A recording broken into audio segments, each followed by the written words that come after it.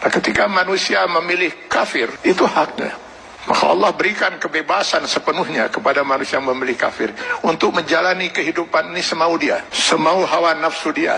Allah berikan kebebasan sepenuhnya. Silakan baca di dalam Al-Quran atau di dalam hadis Rasulullah SAW. Tidak akan pernah kita temukan satu ayat, satu hadis di mana Allah mengatur kehidupan orang kafir. Orang kafir diberi kebebasan sepenuhnya, mau berbuat apapun di dunia ini.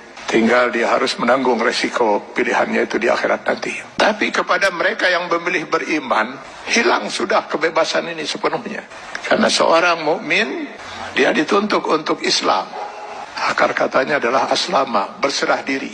Yang beriman kepada Allah, dia harus menyerahkan dirinya sepenuhnya kepada Allah. Sepenuhnya dia siap untuk diatur hidupnya oleh Allah Subhanahu wa Ta'ala.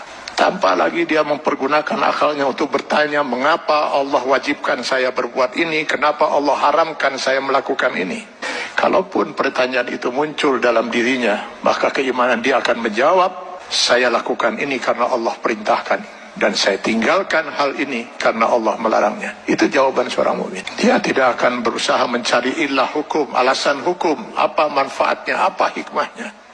Karena keimanannya akan mengatakan, semua yang diperintahkan Allah pasti ada manfaatnya. Dimengerti atau tidak dimengerti oleh akal dia. Semua yang dilarang Allah pasti ada mudaratnya. 14 abad umat Islam tidak pernah mengerti bahwa dalam daging babi itu terdapat cacing pita. Cacing pita baru ditemukan di akhir abad 18 Masehi. Apakah umat Islam selama 14 abad itu makan daging babi? Tidak.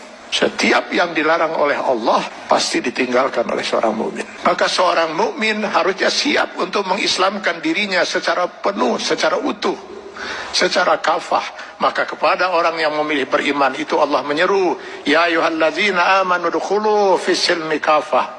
Kalau memang kalian memilih beriman, masuklah ke dalam Islam itu secara kafah, secara utuh. Mengislamkan diri kita setiap detik, baik dalam hubungan hablum minallah maupun hablum minan nas. Itulah sebabnya Allah menurunkan 6.666 ayat Al-Quran, yang sebagian dari ayat Al-Quran ini dijelaskan oleh kurang lebih 5.000 hadis Rasulullah SAW. Kenapa harus Allah turunkan ribuan ayat Al-Quran dan ribuan hadis ini? Karena yang mau diatur hidup seorang mukmin itu bukan hanya sekedar sholat, saum, zakat, haji saja. Seluruh kehidupan dia per detik, Pak. Mulai dari masuk WC, keluar WC, sampai mengatur kehidupan bermasyarakat, bernegara. Ini kalau dia mau milih beriman.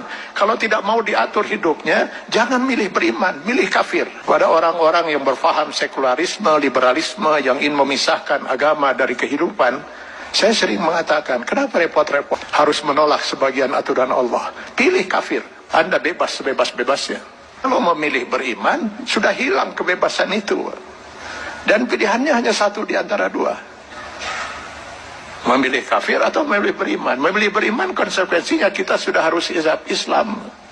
Mengislamkan diri kita, menyerahkan sepenuhnya diri kita untuk diatur hidup kita oleh Allah Subhanahu wa Ta'ala. Karena itu setiap orang mukmin sadar betul bahwa selamat tidaknya dia termasuk orang yang ditangisi oleh tidak atau tidak oleh Rasulullah SAW. Dia harus bisa mengislamkan dirinya setiap saat. Karena yang nanti akan dimintai pertanggungjawaban di yaumil akhir bukan hanya sebatas sholat, zakat, saum, haji saja, tapi seluruh kehidupan dia per detik.